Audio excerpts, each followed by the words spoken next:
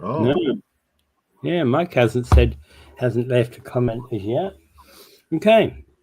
Welcome everybody and good morning. This is Talking Niagara with Peter Giblett and Dave Wheeler, and we welcome you every weekday morning, 7 a.m. So pass it on to your friends. Get some more people coming and watching us. Okay. All right. So all right. So it's Thursday, September 25th. I couldn't believe that 25th already. It's what? yes, It's about 20 days since the kids went back to school, right? yes, the little scoundrels.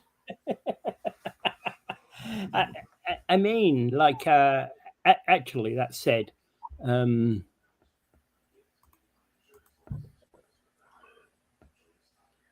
I don't know what's going on here. Um, I'm having trouble with LinkedIn again. Yeah, before too long, we'll be having, there's going to be Thanksgiving coming up presently Yeah. in what, about 3 weeks, I guess. Yep. And then About that. then Halloween, then American Thanksgiving, and then Christmas. Okay. So, I don't really celebrate American Thanksgiving because I got to work on that day. Do many Canadians really celebrate American Thanksgiving? I think they do only because of all the football games that are on around that time. Yeah. So They'll they celebrate have them, but an any early day and get to the football. any football fan would be gleefully waits for Thanksgiving. I think in and around that time, there's a lot of college games. I believe I'm Yeah. not so sure. The I college like. games have never interested me. The NFL, you know, I've long watched the NFL since the 80s, right? Since about Super Bowl five or something, since the season of Super Bowl five or something like that. I've been watching the NFL. I'm. I don't really watch the NFL much. I'll go and see I've gone to see a couple of live CFL games. Uh, Mm, the NFL, I suppose I'd like it if I saw it live, but these things are more of an event rather than a sports right now. You got your goofy, uh, uh, goofy mascots, and you get your funny dances when people score a goal and all that kind of thing. And it's become, yeah, it's an interesting thing is about the CFL. Um, of course, before coming to Canada, I didn't know much about the CFL. I watched the CFL. It flows as a game. It continues as a game. There's not so many breaks for heads and things like that. And the NFL seems to have way too many breaks. oh yeah, it's a big moneymaker. It's Yeah. probably America's most popular game now. It is usurped baseball, but we are coming into the postseason in baseball too. Yeah. You Yeah, know, we are in so we are in the postseason. Yankees tied it up with the Jays yesterday, but they've still got to win two more games in order to go ahead. Two games above the Jays in order to go ahead in the division title. Right? yeah, there's a bit of a scandal in one of the games. The umpire appears to have made a bad call against the Jays Ah, and didn't know cost that. them a game. And the player that hit the ball was seen saying, uh, if they want the New York Yankees to win so much, why don't they just give it to them? Uh, Meaning that no, there's this undercurrent of the American no. I think if the New York Yankees bring in an enormous amount of money, yes, they do. especially when they get into the for the league, especially when they get into the Oh, postseason. And yeah, we know there's that. long We been know they do. conspiracies making sure that they get the leg up because they end up the Major League Baseball wants to make more money, so they're going to fix it so I that the think Yankees get in. I think that's wrong to be fixing anything like that. But the question here is gambling. Gambling, as Mike is saying, is it is basically percolating into all sports, and he's saying prevailing in all sports, yeah, and it's a bad thing. And now we've gotten to betting on an individual play in football, in NFL. So now you can bet upon whether the kick is going to make it into the end zone, or the kickoff is going to make it into the end zone, or going to go for a touchback and things like that. It's ridiculous what we can bet on now. Yeah. So what I wanted to make sure the comment was that the league itself wants the more pronounced teams to get in, because the last time when you get a smaller venue or one that's not as big as the big market teams, the league loses money because there's less interest. And so there's always been this suspicion in major leagues that they fix it to make sure that they don't lose as much money. Last time the Jays won the World Series twice in the early 90s. Yeah. And on the third it was occasion, great for all of us up here, but the revenue in the United States was much declined because it was a team that not too many people followed in the U.S. Yeah, well, it's like if I'm, I don't support the Blue Jays. I support the New York Yankees. Have done for a long time. But that said, if the Jays, if the Jays are in the lead, and the Jays deserve to be in the lead, go for it. They have it. The league actually wins when when smaller teams win as well. Well, and we learned learned they're not a small team. They're a very the whole American League East is actually not is a tough league. Well, we learned by things even like the movie Moneyball, how very hard it is for teams to put a team on the field when they're fighting enormous markets like the New York Yankees. That's why in the NHL and other sports, they have wage caps, and so they have to fight. But they don't have that in baseball, as far as I know. So a big money team like the New York Yankees can buy a lot more talent, and that's why they're there year after year after year at the top, because they have more money, and that is thought to be unfair. And they anyway, so the wage restrictions. That's good for hockey, and it should be the same thing for baseball, as far as I'm concerned. But there is a salary cap, and typically every year, Yankees and Bo Sox and Houston Astros and teams like that, Dodgers, are often over the top on the wage cap and are paying penalties to the league. Well, I don't know. I would imagine it's just what they think is going to make them the more money. They'll pay the penalty because they know they're going to make more money buying the most talent because they can afford it. Yeah. But again, I'm not so sure. Okay, so an umpiring scandal. So an umpiring scandal is the last thing the game needs.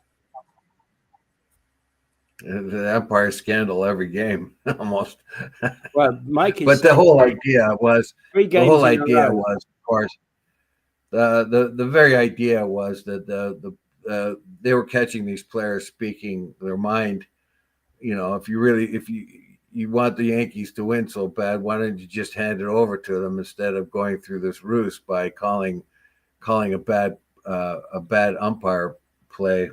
Anyways, well, the actually, play that was and what Mike is saying is Yankees playing the last two place teams and Toronto not so lucky. Yeah, that's just the luck of the draw, because that set the season. That set the end of, we know next season's schedule at the end of this season. In the off season, they set the schedule, and that just is the luck of the draw. And the last 4 or 5 years, the Yankees have had hard finishes, and it's just the way it is, right? I'm not, I think the Blue Jays have had a brilliant season so far, right? The Jays had very unexpected one. Tough last couple of games for them. Yeah, right? it's a very unexpected, unexpected season. It's very, very good. So we'll see how it happens going forward. But anyway, I might watch some of the World Series. I generally do not watch TV sports. Yeah. Well, I've got no way of watching live TV sports right now anyway. Yeah. Anyway, I go in person to see a lot of lacrosse games. Yeah. I've seen a bunch of them live this summer. Junior A's and the senior A's, and I've seen. Of course, I was gone to Buffalo a fair amount of time to watch the Bandits play. So that's seeing it live is better for me than watching it on TV. But I may, depending on how the Jays do, I might take an interest in it. I played every sport there was, and I'm atypical. I'm not a typical sports guy, because you won't find me watching too many events on TV, too many games on TV. Yeah. I can't handle the advertisement. I can't handle the kind of hero worship they talk about. To me, it's a game.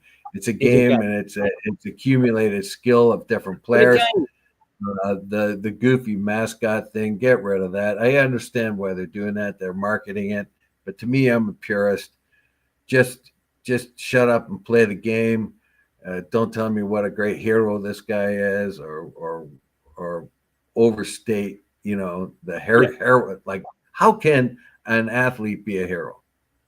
They talk about it. Oh, he's heroic. Talking about that though, Aaron Judge is actually doing some stuff. He's actually spending much of his money to go and help the homeless right now. He's building housing and feeding the homeless in New York at the moment. It has nothing to do with the baseball league or anything else, does it? It's to do with the earnings that he's made from baseball. Yeah, it's the individual there. Yeah. I would say that that is a highly commendable, but but it's not about baseball itself doing that. Baseball or professional sports is a huge business, and the problem with the huge business is they're going to try to maximize profits. If they're going to try to maximize profits, there's always going to be this tendency or temptation to manipulate what teams get in to the postseason to make the most amount of money. So whether or not it really happens or not, we do know that there's that temptation, because they're making business decisions to make the most money. Well, if you get a team like Seattle or Toronto or one of these other smaller venue teams, then you're going to make less money in the postseason. So And probably you're right that in that regard, having the Dodgers and the Yankees in the World Series is probably, the MLB's desire, right? Because they're the two biggest teams in the two Things markets. So they're I don't know, it's just a big business, and I do appreciate the athletes and their skill levels. They've worked all their lives to attain that particular kind of skill level. Yeah. And so that should be admired, and it's a very good pastime for us to relax and get our minds off of all the other BS. But as Noam Chomsky said, and I agree with him, because I came up with the same thought many years ago, that this is a diversion for the public, just like the Roman gladiatorial. Exactly. Roman gladiatorial contests that went on for days. Yes, absolutely. Yes, and it was meant to divert the population's attention away from the problems they were having. Yeah, it is more likely professional sports people who go and watch sports of any kind. They're usually looking for a diversion or something interesting to watch. Just to get their, because of their interest in sports and things like that. The idea that major league sports can be a diversionary tool to be used by politicians and the establishment to keep the hoi polloi directed away from what's really going on or what's important out there. So there's those two different looks at it. I prefer to think that we watch professional sports just because it's an interest and entertainment. That's all I watch it for. It's like I've got my favorites. I've got the people I like to watch, and I want to see them. Do well. It's like, so I watch Formula One racing. I've got my favorites in there, and I'm kind of cheering them on, even if they're in 15th place. You know what I mean? Yeah. So, this kind of loyalty to the team sort of thing, Toronto wouldn't have survived if it wasn't for the loyal fans of Toronto. Year after year. Certainly true. That's certainly true for the Maple Leafs, or as they call them, make believes. Make believes or maple laughs. Yeah. All right, let's move on. The Bank of Governor Canada, Bank of Canada governor, I could say that correctly, is saying that Canada waited too long for dealing with the tariffs. Diversification of the markets and our dealing. Well, tell us something we didn't know. Well, we were talking about this right from the outset.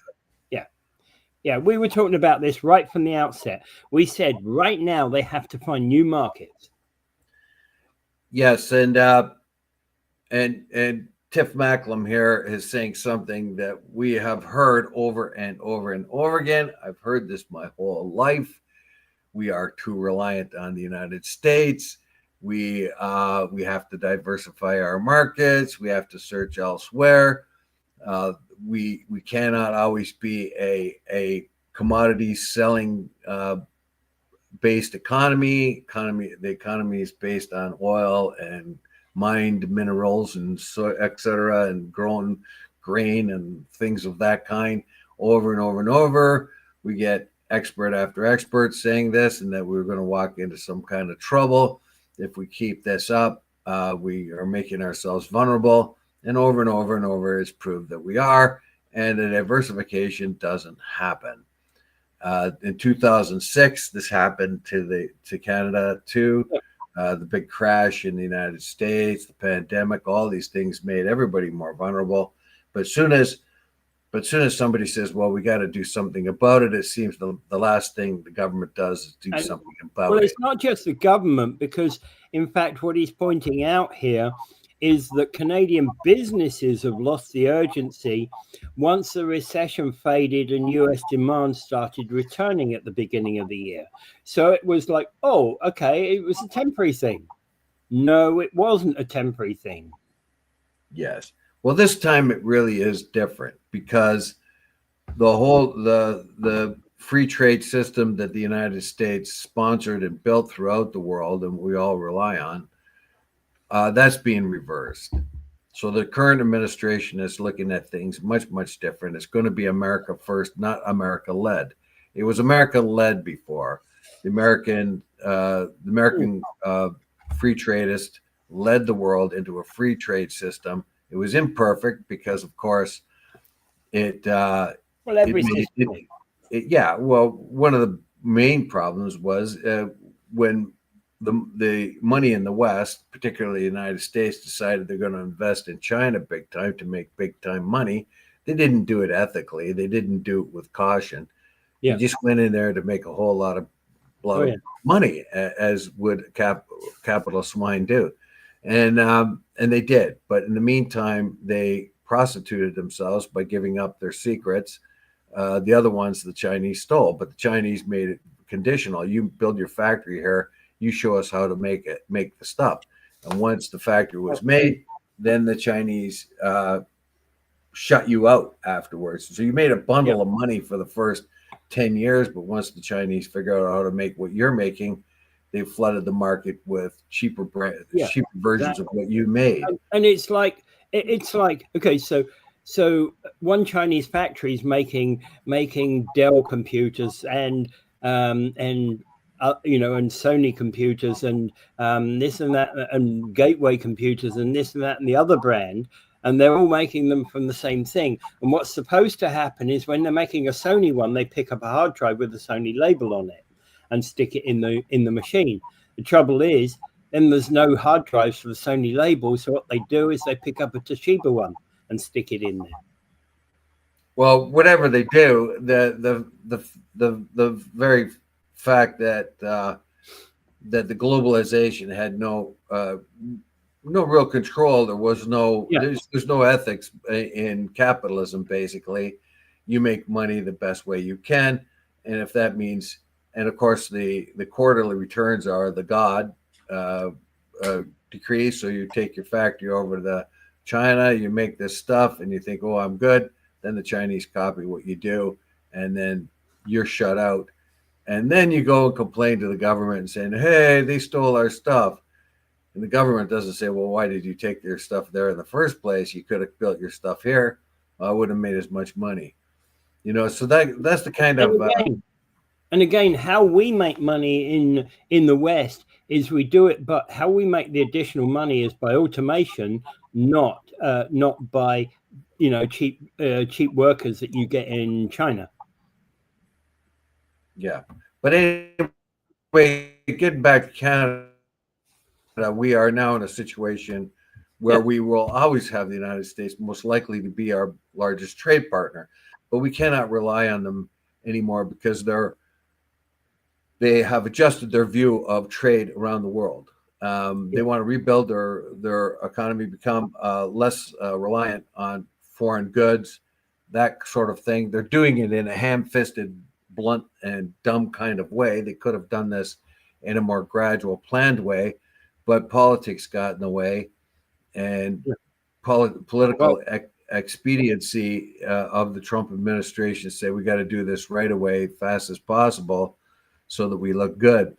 Now, and of course, the very idea that the tariffs have to be in place because they have to offset the tax breaks that were given to the rich in the United States. So they have to find another source of revenue. And of course, that's going to be the tariffs, which is a tax on the American people. Yeah, basically. So so that's not going to change anytime soon. But even if we get a better better government, or better government at least in the way it trades with Canada, we still have to remember that we are very, very vulnerable to the whims and the winds of the United States. Yeah. So what Tiffus told us we should have diversified a long time ago. Is nothing new. I've heard it my whole life, but he is essentially saying this time really is different. We cannot rely on absolutely continued trade with the United States. We have to become a worldwide player, and we can do that because we have enough stuff that we can sell overseas, that we can diversify our markets and okay. And I've been saying right from the outset of this, and we've both been talking about this, is about diversifying, including Mexico, including UK, including European Union, including Australia, New Zealand, the other Commonwealth nations, building a trading block, a different trading block, a new trading block.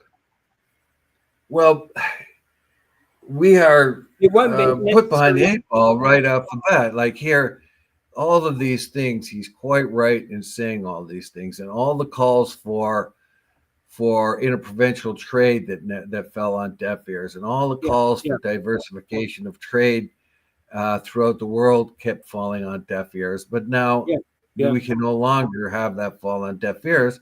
But the problem is we are now behind the eight ball. We got to make these. We got to make a lot of infrastructure improvements. We got to make a lot of different rules and regulations so we can get better interprovincial trade, and all of these things we have to do quickly. And that's because we're behind the eight ball. We've painted ourselves into a corner, and now we have to really diversify our markets and become more of a world player than we have before. And that is the real problem here. We're a country that's full of debt from its previous government. We have the COVID debt to add on to that. And now we have to spend even more money and get in even more debts to improve our infrastructure, interprovincial pipelines, et cetera, et cetera. These things will pay dividends in the future, but in the meantime, it puts us in even more vulnerable position because we are even more in debt. Yeah. All right. And, and it's been, and this whole path, he's been saying we should have been making these changes 15 years ago. So it's not about what the Liberal government did, but it's about what the Conservative government before them did. Yes, and he says 15 years ago, but actually, like I said, all my life I've heard this. Yeah, and I'm going to say he was talking more especially about and when it came, and we have reported on the show that the early resistance to the free trade system between the United States, Canada, and Mexico, originally between Canada and the United States, the biggest objection of experts, economists, and people, more cautious people, said this will make us extremely vulnerable to the United States and the whims of the United States, which it turned out to be. So those people who tried to resist the free trade thing, they were thought to be sort of Luddites and people of the past, but it seems to be, in retrospect, that their alarms about this came true, that we are now victims of our own success of the NAFTA thing.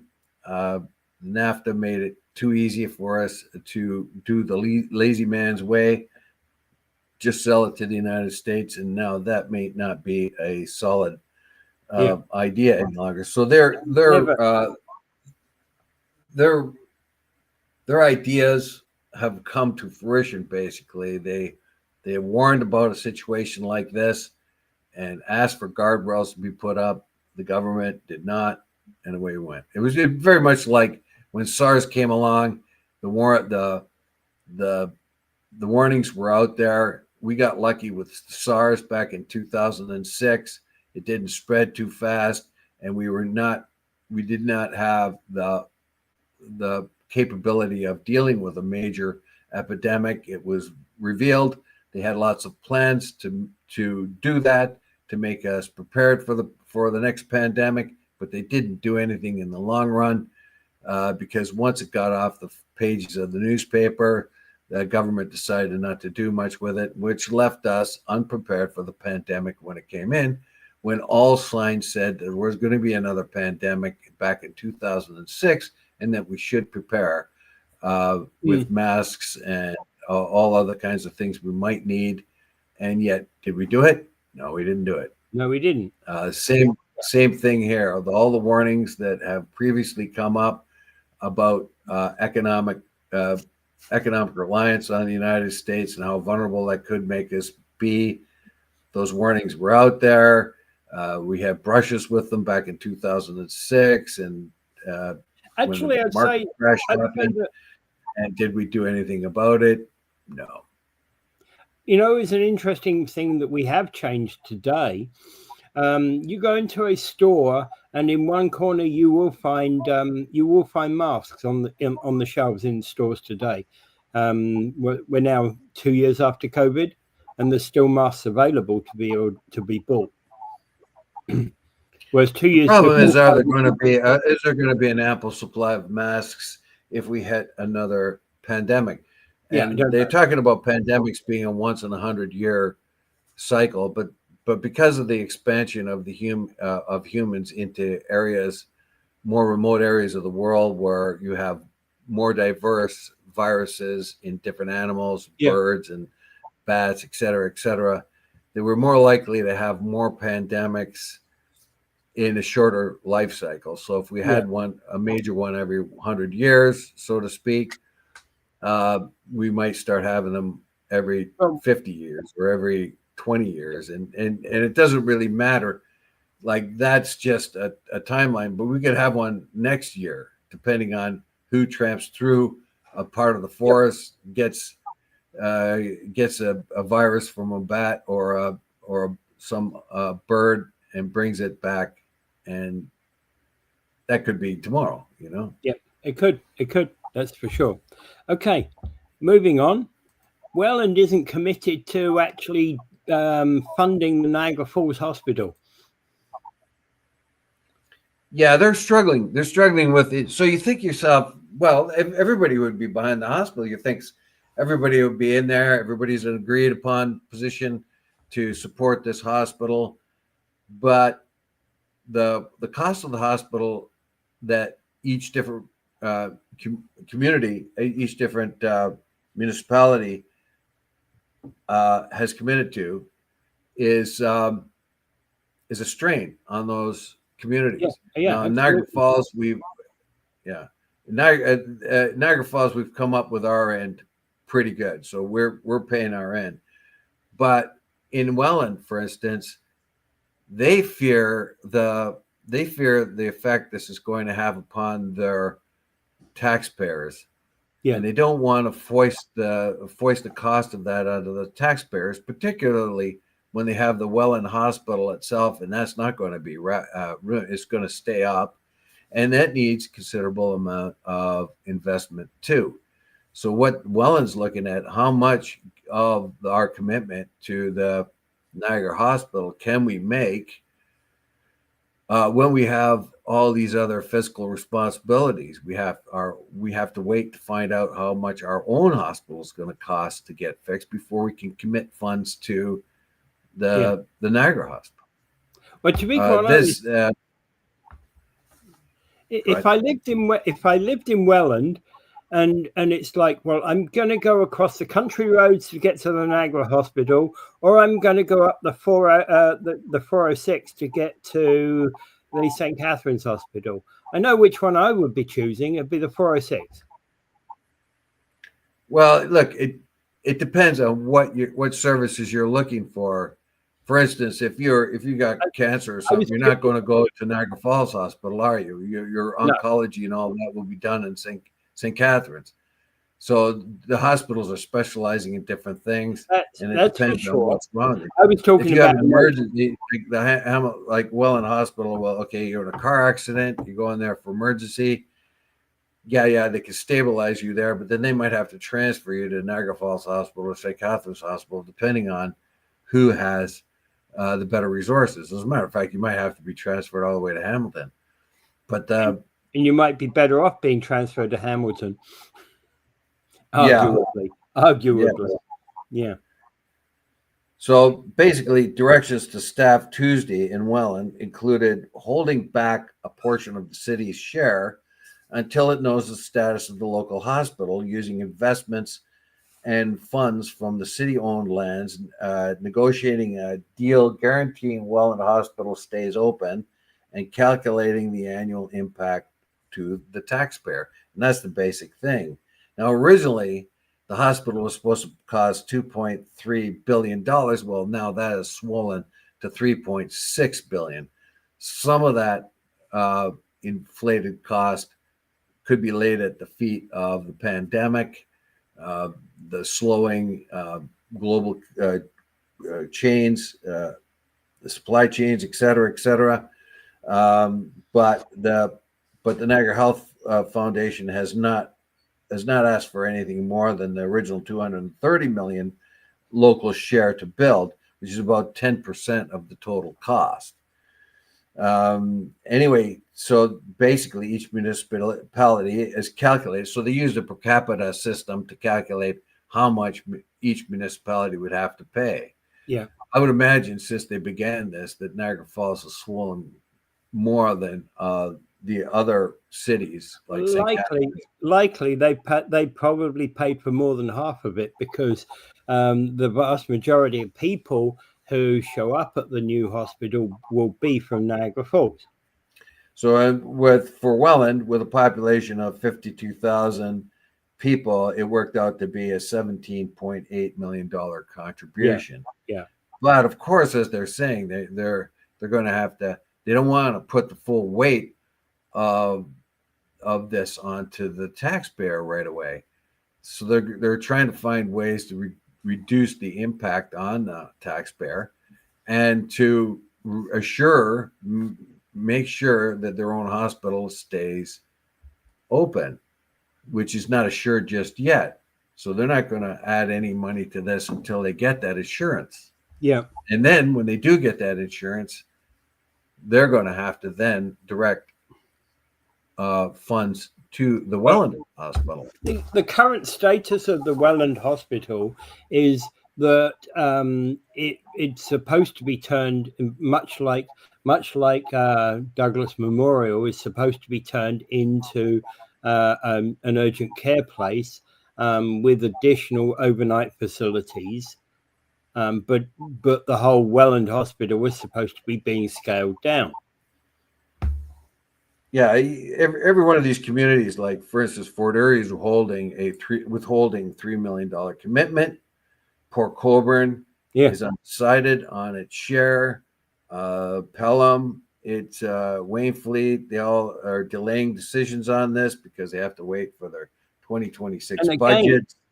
So they're and then each different councillor in their award system in Welland, each one of them has a different view. Yeah. Is it urgent for them to put that money into the hospital now, later, or are they even going to do it? Yeah. Oh, yeah.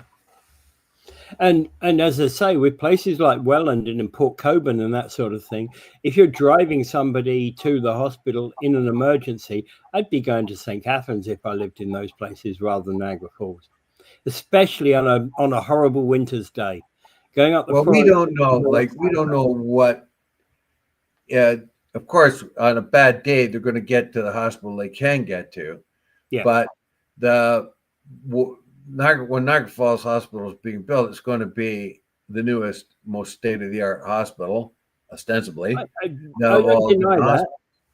And it's going to have facilities that the other hospitals might not have. Yeah. So the very idea that you're not going to use that hospital, you are. If you're in Welland and you still maintain your hospital there, you might. That doesn't really make any kind of difference, because if the surgeon you need is in Niagara Falls, that's where you're going to go. If you're for planned surgery, you'll go to whichever hospital you're planned at. But in an emergency, you'll go to the one that is the safest to get to. And the road from Welland to Niagara Falls might be a shorter distance, but the 406 is much safer than the road from Welland to Niagara Falls is.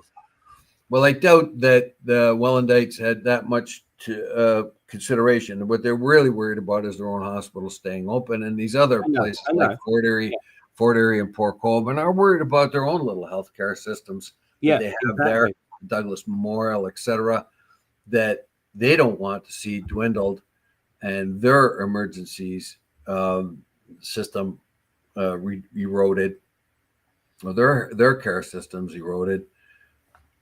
But it's already been. This has been going on. All of those hospitals, Welland, Port Colborne, Fort Erie, have all have had funds eroded over the last 20 years. It's been consistent and persistent, and that's because the powers that be have decided centralizing bigger healthcare units is better than smaller localized units. Yep. And I suppose there's some wisdom behind that. And we also have the problem of attracting doctors. Doctors like to be attracted to bigger, more complete care facility areas where they can do their work better and they have more resources available to them.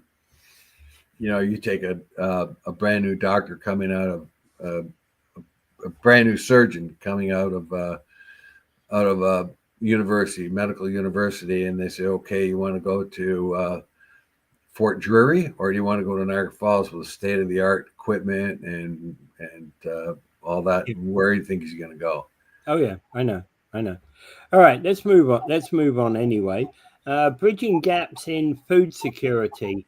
A Niagara-based food recovery program is expanding waste and expanding to reduce waste and feed those in need. They're collecting prepared and unserved food from local businesses and distributing it across the region. So this sounds very much like the thing that Mike wanted to get started, and they're looking at reducing food waste and combating food insecurity. Well, this is a little bit new to me. I know that the soup kitchen tries the same thing, tries to grab as much food from the casino, Costco, and other places like that they fear that are going to be tossed out because they're nearing the end of their shelf life and things of that kind. So they have a van that we fuel. Kiwanis, the Stanford Kiwanis fuels it. It's even a big sign on the back of the van, fueled by Stanford Kiwanis, or Kiwanis Club of Stanford. But this is another process by where they go to all the different restaurants to try to get the prepared food that would normally be thrown out, take it back and try to and use it to feed people. There are schools there. They're trying to help where it states here that 30% of the students come to school hungry and without a packed lunch. So obviously they're filling a need there. They already have prepared food that would normally go in the garbage from restaurants and things like that, and they've found a way in which to transport it. They have had. So we're talking about yesterday's meals being used for today's lunchtime for schools. Yeah, for sure. Like there's just a bunch of food that was prepared. It's not going to be sold. So what do you normally do with it? You dump it. But they're saying, don't dump it. Give it to us. We'll make sure that a child or anybody gets something to eat. And this is the Bridge, and it is a faith-based organization that does this. Now they already got money from the region, $500,000, so that they could buy refrigeration units and a particular van or truck that has a cooling system in it. Now the biggest risk, of course, here is one of the things they have to worry about is if they take this food that's already been prepared that would not be sold, otherwise thrown in the garbage, is that food then safe to eat? Are you going to bring it to somebody and feed them, and are they going to get sick? So there has to be lots of precautions made here. The type of food in which they collect, they'll have to be very careful with also. Obviously, they have to be with how they collect it has to be secure and safe for foodstuffs. Well, they have a refrigerated van, it looks like here, that they can get. So in order for this to sustain itself, they're going to need like partners in the community. So they already have partners with the Meridian, and I think what was the other one? Niagara Parks. Niagara Parks is signed on as a partner.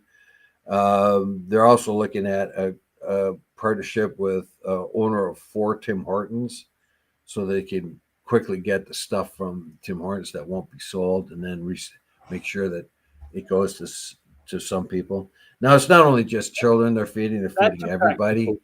That's a practical way. Yeah. You left yesterday's leftovers from Tim Hortons. Yeah, used to be a day you used to buy those sort of things at half price, didn't you? The following day. Yeah, but they're talking about prepared meals that I know. Maybe their breakfast sandwiches they made. They make when they switch their menu from breakfast over to, they have a bunch of stuff that they haven't sold, so they phone this place up to come and get 40 breakfast sandwiches or something like that. Then they could take them, give them to a kid, give them to a lonely person on the street, who knows. And part of it, because it's faith-based, it's not just the feeding somebody, it's providing a place where somebody can get some food and fight their loneliness at the same time, because there will be a safe place for them to go and eat and communicate with other people. A lot of this, because it's faith-based, is motivated by hope and hoping that they can provide hope to people on the fringes of society. So I don't know, it's gets like the bridge also partners with a collaborative and supportive role with the Montreal nonprofit La Table de Chef. La Table was successfully recovering food waste in its city for nearly 25 years. Scaled, and that scale, of course, that inspired other people to do the same thing. Yeah, and so these efforts are being made, and I tip my hat to them. My problem is, why does this need, like, to use food that would otherwise be wasted?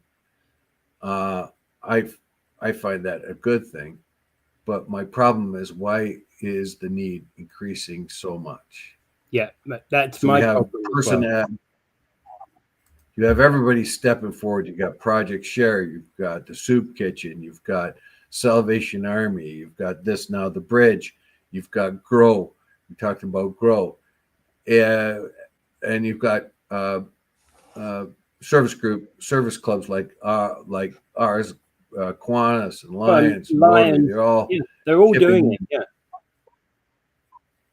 they're all raising money and things, right? People are stepping up.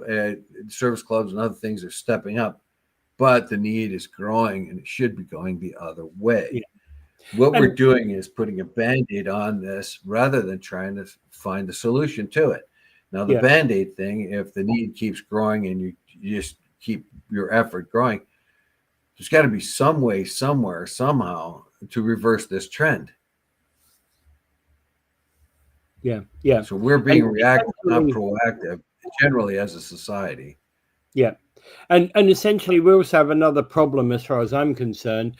I think the average wage is trending downwards, and and within 10 years is going to be relatively close to the minimum wage. Well, what's happening in the middle class society, of course, is that even if you are getting wage increases, they're not matching inflation and no cost of living.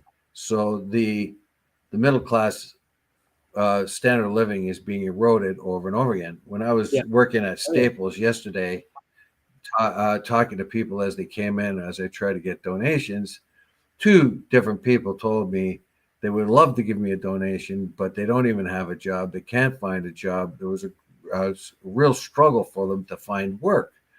One fella told me he sent resumes everywhere. He's got nothing from it. He's trying to find work. Another lady who was, later middle aged, and now she finds herself unemployed, can't find work. So that's going to be a problem too. Even if if you can't find work, right? And then if you do, it's going to be under. You're going to have to go and you might have to be forced into lower paying jobs. The more you're forced into lower paying jobs, we find the situation happening in the United States where they very much coddle the very wealthy, and their philosophy there currently in the United States, if they coddle the wealthy and give them all kinds of tax breaks, then that will stimulate the economy. But it doesn't.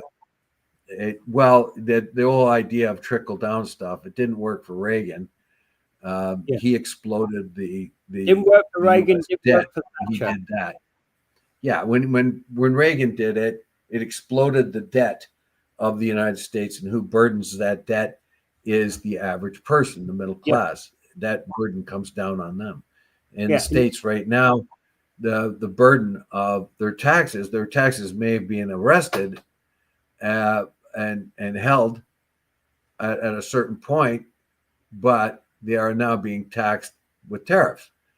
Eventually, everything you're going to buy will have a tariff sticker price to it. The average person, the family man, the family woman, they're the ones that are now going to have to pay $1.25 instead of $1 for the bananas they want, and etc.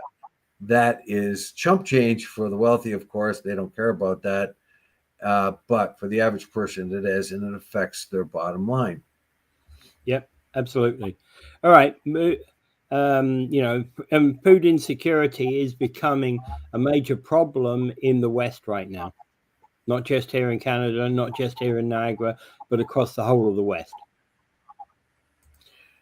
Yes, and the West is wealthy. The West produces enormous amounts of food, imports what it doesn't produce itself. But even if it didn't import any food at all, it could be self-sustaining by the things we grow and produce here. We might not get bananas or oranges or something fancy like that, but we can definitely get all kinds of other things. And we are a country that we talked about the very, very successful and continuing to be successful agribusiness right here in the Niagara region. And then on the same hand, you talk about a wonderfully successful agribusiness we're having in Niagara. And then you turn around and say, well, there's a lot of people that don't have enough food to eat. Well, how are those two equivalent? Yep, they're not. How can you have an extremely successful agriculture and not have enough food for people? The fact is, we do have enough food. It's the economy that stifles the availability of that food for the average person. We talked about Grow here.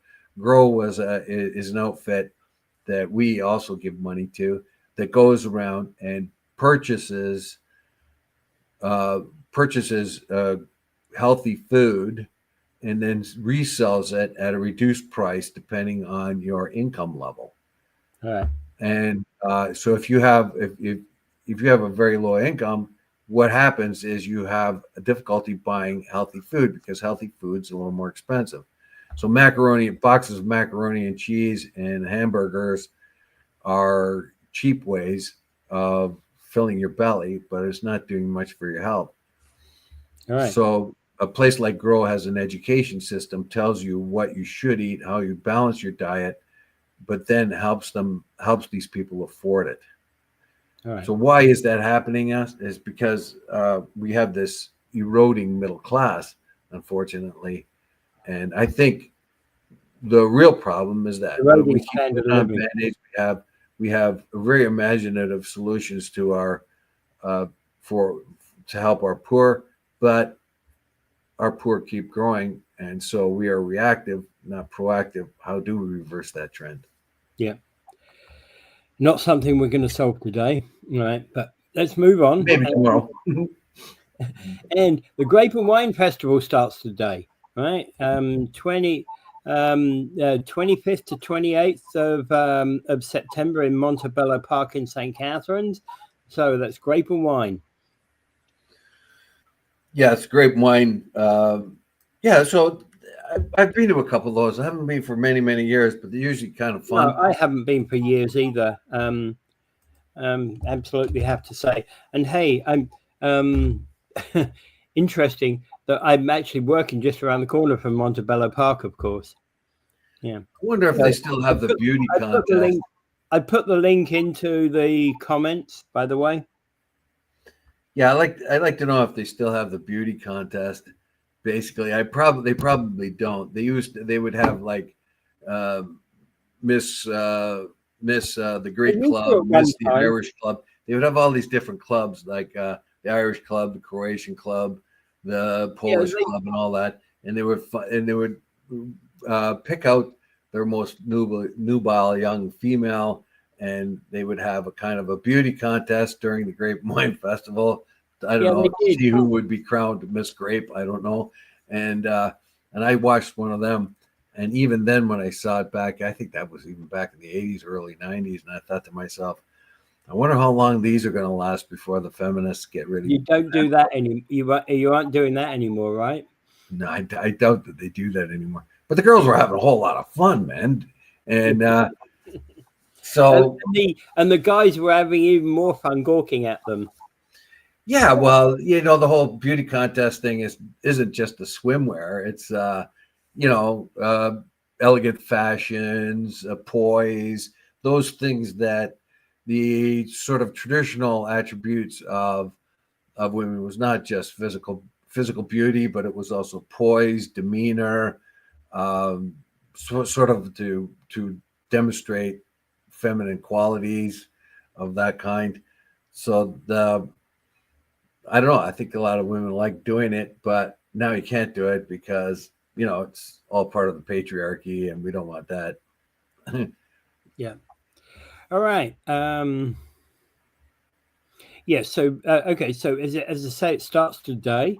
The Grape and Wine Grand Parade is September 27th, Saturday at 11 a.m. And the Pied Piper Parade for kids is on Sunday at 4 p.m. in Montebello Park. Oh, I don't know about that. The Pied Piper, when you really learn the real story about the Pied Piper, you might not want to do that. You might not want to call anything that. I know. But you see, how fairy tales and reality are often a million miles apart. Yes, indeed. It's like the tales of Grimm, right? Grimm's fairy tales, yeah. Grimm's tales are actually a lot more grim than the children think. It's very interesting. The Grimm's fairy tales and such like Little Red Riding Hood and things like that. Oh, the Grimm's brothers were basically Germans or Swiss or something like that. They were German. To my knowledge. And yet the tales in which they speak of, many of them were French. And they came into Germany from the French Huguenots. Yeah. French Huguenots were, of course, French Protestants that were driven out of the country by the French Catholics. And they were driven out of the country. Many of them went to Britain and other places, Switzerland, Germany, and all that. And they took their folklore with them. And they married into German families because my ancestry is Huguenot, partly Huguenot. Oh, so that explains it. Partly through you want to dump that on the Huguenots? through our German line. Yeah. So basically, that's where a lot of these tales have come from. It's actually French folklore that's cleaned up and made pretty. Usually it was pretty ugly cautionary tales, like Little Red Riding Hood actually got torn up and eaten by the wolf. And the whole idea was, you have to be very careful all the time. But of course they fixed that up and she was saved by the woodsman, et cetera, et cetera. Yeah. So that kind of thing. Also, you mentioned the Huguenots. I mentioned the Huguenots being in England. That's one of the ways in which we can find out how English was spoken in the 1500s, early 1600s, because French Huguenot fled France and went to England. And of course, he had to learn how to speak English, and he wrote a book to help other people, other Huguenots, learn English. And the way he wrote it how the people pronounced the words at that time, and that's a big, huge hint on how English was spoken at that particular time. Yeah, absolutely. Anyway, so Grape and Wine starts today, and that's not Grape and Wine, that's Grape and Wine. Yeah, I think we should extend this show another hour, because I've got a lot more things I can tell people, because I know lots of stuff. Unfortunately, we can't do that, Dave. No, but what I will do near the end of the show, of course, I'll bring up. We are at the end of the show, where it's at 8:02 right now, sir. Yes, so I will bring up Gaza right now. We find that a lot of different countries have now put a lot of pressure on Israel, put a lot of pressure on President Trump. He is an unconditional supporter of Israel, but he's finding that harder a stance to do. Yeah, they are alone in the UN. The Japanese have come out and said this UN is not working at all. The council's not doing what it's supposed to do, and he hinted at, but didn't really say. I think he hinted at that's because the U.S. is willing to give a veto to any kind of outrage that Israel does, or any one of their allies. As a matter of fact, they will veto any sort of outrage. So the pressure is on. The pressure is on all over the United States, and we find the Republican Party being divided on Israel. We found that Charlie Kirk had a lot of complaints about Israel. Yep. And those little videos keep popping up on YouTube, what Charlie Kirk thought of what was happening in Israel and what was going on with Zionism. He didn't approve. And that's why the Israeli government was so adamant in saying that they did not have anything to do with his assassination. The fact of the matter is, the pressure is growing on Israel, but in the meantime, people are suffering, people are starving, people are treated like animals over and over and over again. And if you want those hostages out, you stop bombing the crap out of people, and maybe you'll get the hostages. Yeah, they don't want the hostages out, as we just. No, they don't care. Bibi could care less about the hostages. It's the Hannibal Directive all over again. Yeah, So in any case, without further ado, I bid you adieu. Yeah.